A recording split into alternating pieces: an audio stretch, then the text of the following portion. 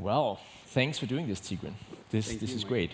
So I kind of wanted to start off a little bit different than just diving straight into Nigeria and all your time there is probably the best way to put it, and maybe dive back to 10 years ago, because we met 10 years ago. We kind of had 10 years anniversary. It is.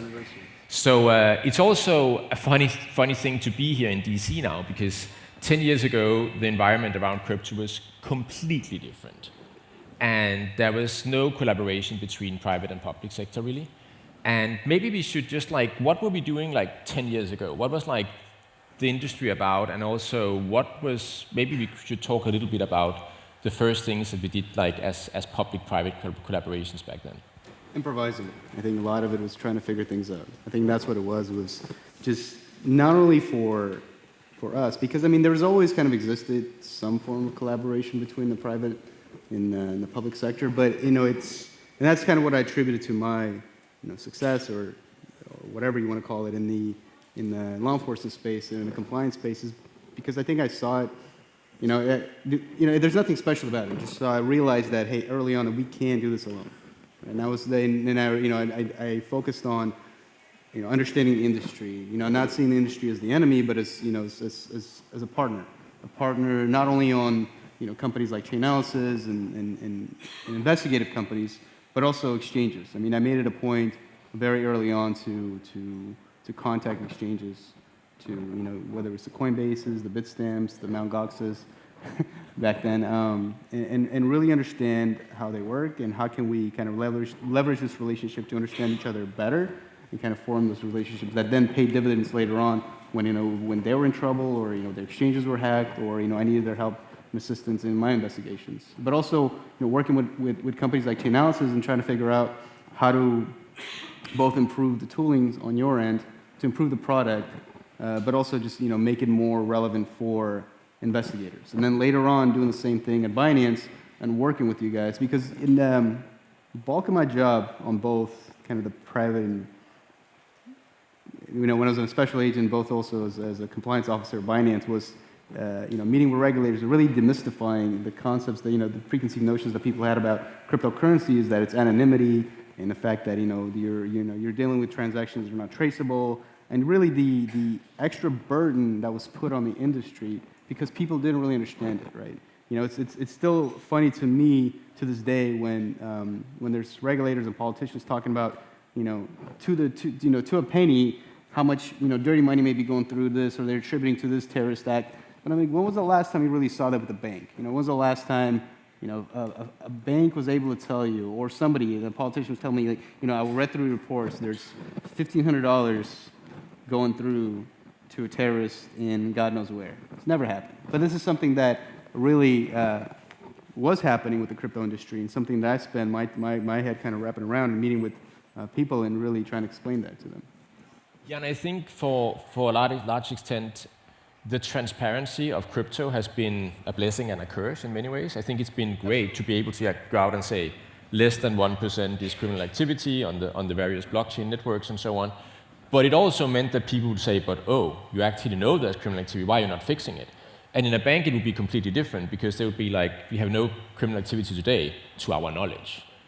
But it also caused issues even between, let's say Chainalysis and even and some of your customers. I still remember when, some reports kind of came out about the industry and the Binance, and I actually had to organize a meeting between CZ and yourself to kind of meet and make peace and really understand from each other and really kind of re-engaging them, that's reestablishing that relationship again, and something that's still ongoing to this day, and we have a great working relationship with you guys again. I think it's been in a great relationship between Binance Chainalysis over the years, and I think one of the things from your time at Binance and when I worked closely with Binance and you in that time was really that stood out is Binance built this global financial institution, and that's very different from how most financial institutions have been operating.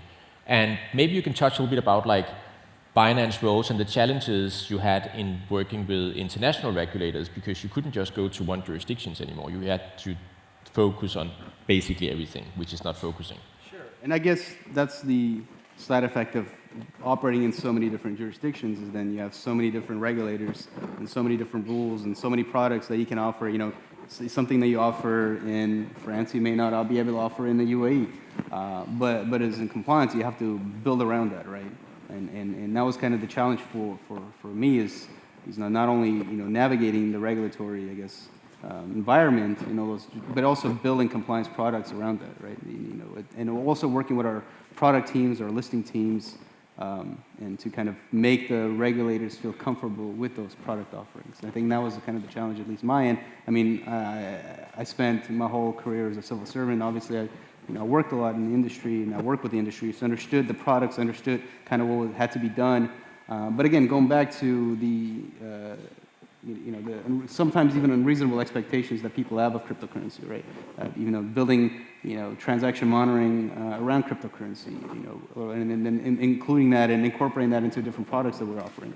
And then working with chain analysis and figuring things out as we went. I mean, it really was, because I think what was being asked from regulators, and I think this is why it's kind of an interesting time right now, because I guess they're more receptive of having a conversation now, of figuring things out that make sense and work, because before that, it was really, well, you got to do this. Well, it's impossible to do what you're asking me to do. How do we do this? But now it's actually more of a kind of a back and forth conversation and trying to figure out how to make everybody happy, I guess. Maybe we should dive a little bit into, like, you've been on a lot of travels all over the globe. And I assume that, like, you've been talking to a lot of regulators, to a lot of, like, governments trying to help Binance, but of course, in your law enforcement career, you also were traveling around and so on. So maybe if you could go into, like, a typical interaction you would have, and then a very non-typical interaction that you ended up having in Nigeria. Yeah, 99% of the time when I travel, I don't get taken hostage. It's just that 1%. No, but that's what it was, right? I mean, part of my job was as the top law enforcement liaison, and in that capacity, like you mentioned, even before that, and this is something that was easy for me to transfer from before, is because even when I was a special agent, that's what I did. A lot of it was traveling and meeting with exchanges back then, meeting with other regulators, teaching other regulators, teaching other law enforcement around the world. So it was just kind of a natural progression for me to switch over to do the same thing in Binance, travel, teach. Part of one of the initiatives that I launched was the training program at Binance, which kind of gave back to the community. It was something that, easy for us to do. We traveled around the world. We did over 120 classes in 2023 alone, which we traveled. But as part of that is also for me to go out there and meet, like you mentioned, regulators, heads of law enforcement agencies, establish relationships, partnerships. Something that, this kind of stands out to me is the partnership we formed with the Royal Thai Police. There's a lot of conversations right now being had around, pig butchering, but that partnership itself was established very early on. It's really had paid huge dividends through kind of the multi-million-dollar, actions that they took. I believe they ended up seizing over $200 million through our partnerships. We participated in a joint press conference with the Royal Thai Police, along with the Homeland Security. This is, it's still a proud moment for me, just seeing somebody with a Binance shirt next to a guy with the Homeland Security badge in the Royal Thai Police. But those are the kind of things that we did. So part of my trip was when I went to Nigeria, was to kind of do the same thing. It was to establish those relationships, establish partnerships, to really understand each other. If there's anything that's deficient, how do we work around it? How do we fix this? Unfortunately, they had a different idea. It did. I think the story has been out there. It's going to be told many times, but I still think that it would be great for the audience here to hear from you, like, roughly what you went through. And maybe before you say that, I want to all of you to know that, like, I worked with Tigran for 10 years now, and in his capacity in law enforcement, he was like, I would say, the Rottweiler, that as soon as you had a case, you would go after it. And we had many situations where we would be working with non-for-profits or get access to data. For example, one of the cases were Welcome to Video with a child abuse material website that were found. We could see there was a wallet and all of that, but it was really hard to get any law enforcement agents to work the case. And we all know that, like, child abuse material is something that has, like, certain agencies typically working on it, but now the case got worked through IRSCI. And that was mainly because people like Tigran would take cases. You would take other cases that we come to you with and be like, we see something weird here, and you would immediately be like, on it. So you've been, if I look at it from like the public sector point of view, absolutely one of the best agents that did so many cases and been behind that. So that's huge. So I could imagine when you came to Nigeria, you're used to being like treated pretty well and everything would be working smoothly. So maybe you should jump into your story around like what actually happened. Sure, and I guess that was the hardest time about the whole experience, right? Is kind of knowing what I stood for in my career, both in the private sector, but also in as a public servant, and then going in with good intentions and good faith, and being faced with the circumstance where you have the entire force of the Nigerian government trying to label you as a criminal and holding you hostage in order to get something from your employer. So that was kind of the difficult thing for me to process, even as I was, in that situation. It's on my deathbed, just thinking about that. How did this happen? How does just the sheer injustice of it, just the injustice of the situation is really, knowing kind of, like you said, everything that we did and how does I guess somebody able to do that, right? So humanity is a very weird thing. So they sometimes do things that don't make any sense. But again, I'm glad to be here. I'm glad to move on. I'm glad to move forward. Hopefully be able to put this behind me and just move forward. And hopefully those that did this will one day face justice, I guess. I think it will take a while before that happens, but let's hope that it's, yeah. You have your ideas. No, but also in terms of the journey there, it was not that you had a progress bar where you could see I'm out at that time over there. You basically had a spinner that's been like, I'm still here. And how do you deal with that? One day at a time. Knowing that you have to. There's no way around it. You just have to deal with it. What kind of made me feel better, at least in some ways, I knew how much support there was out there. I was when I was even in there, I knew, in a sense, brought the kind of the industry together, and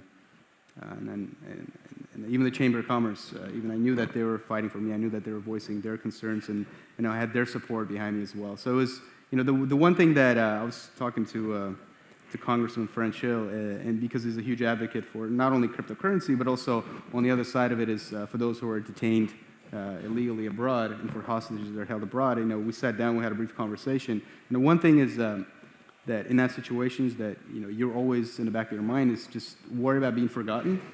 So that's something that anybody who's in that situation has to deal with. Is eventually people will move on, the story will move on. And it was really heartwarming for me to see all the support in the industry.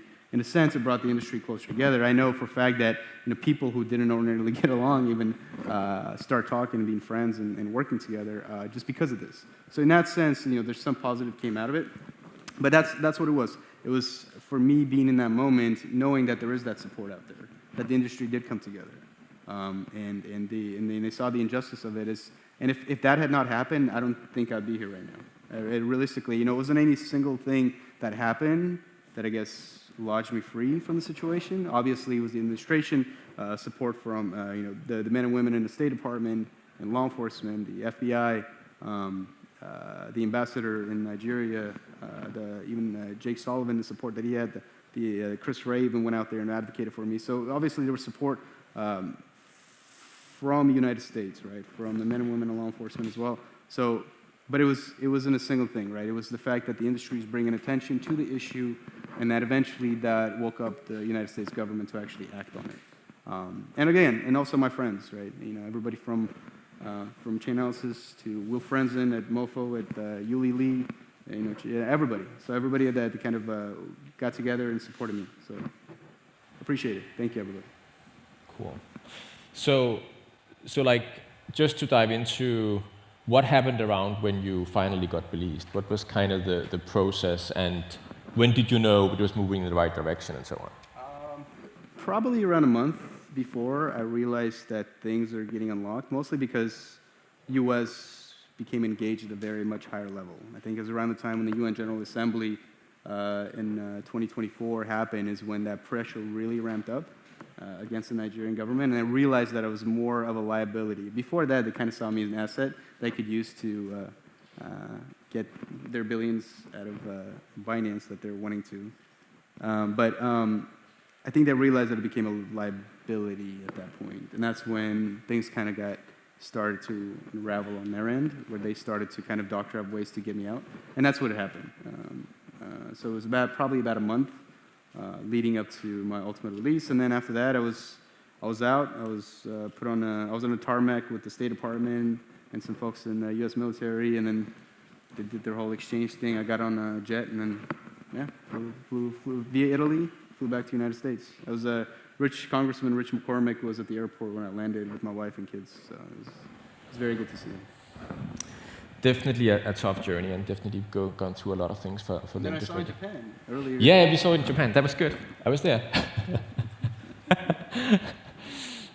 No, it's good. To me, when I agreed to do this and Michael was here, it was really just a reunion with an old friend. So that's why I was kind of just agreed to kind of be out here and just have this conversation. I really appreciate you being here. That's good. Likewise. Just to dive into something. Now we touched on the more like dark side of things here.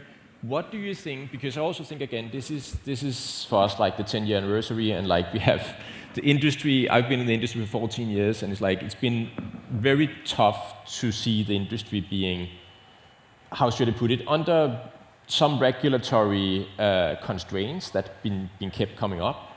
And I felt that basically over the last 6 months or 4 to 6 months, we've seen that like the industry has really you start to believe that it will flourish, that everything will actually start to work. What are the highs you've seen, both in your like career and for the industry? What are the most important moments you feel that like the industry has moved forward in terms of like now it's getting recognition, now things start working, and so on? Highs of my own career. You touched on the low, I assume. That's a low. Yeah. I mean, there's just so many memorable moments. But honestly, it's just any of the cases that kind of had a human impact, a direct human impact. I mean, most of my investigations that I conducted, I think they were, I guess, on the right side of the history at this point. I never tried to make a case when there wasn't one. I guess that was the high point of my career, is the fact that I know that what I did, and just to this day, I think was a net benefit to the industry, right? It kind of cleaned it up in a sense. It took some of the bad actors out of it. It saved lives, saved kids. But the high point, I guess, for the industry is this, right? The fact that we're having these conversations. The fact that conversations with regulators are more collaborative. I was talking to some of the folks that I know in the audience. They're having hot conversations on the Hill. And it's a drastic difference from where things were even a year ago when I was out here and meeting with staffers, meeting with representatives and Senate staffers. The conversations are completely different. There's more of the willingness just to meet and talk, and like I said, have a collaborative conversation rather than this is what you have to do. I don't care how you do it, just do it. I guess that's the high point. It's just the where the industry is, how much it's grown. Like you said, a bit of dinosaurs, I guess, at this point in the industry. Haven't been around for, at least 10 years, going back to 2012. So it's just this is the high point. This right here is the high point. The fact that there is at least mass adoption at a regulator level, and at least so we'll see where things are. Like I said, things are cyclical, but I think it's on the right trajectory at this point. That's awesome. Well, I want to say thank you, but also thanks for doing the conversation here today. Thank you for the last 10 years we've known each other. I look forward to the next 10 ones. And I know there's a little surprise coming for you now, so I didn't share with that to you yet. So I will head off, but you'll stay for a few minutes. What's going on? What's going on? There's nothing to be scared of.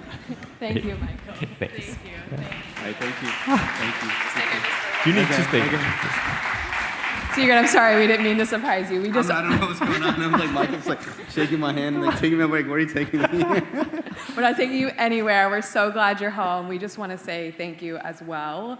Our team at the Digital Chamber was obviously distraught by what had happened, and you're a compliance officer, and that sacred bond between the compliance industry and law enforcement was really broken. Compliance officers are always supposed to be protected because of the critical role you played to help advance law enforcement efforts. So we want to acknowledge what you went through, say thank you for the life's work you've done. You've sacrificed more than you should have. You've helped move our industry forward. So we have an award, and Congressman Warren Davidson here will be presenting the award.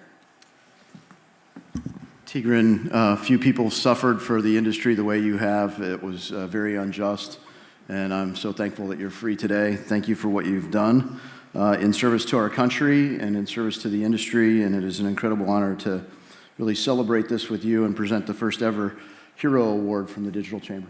Thank you so much, sir. Appreciate it. Thank you. Thank you. Thank you so much.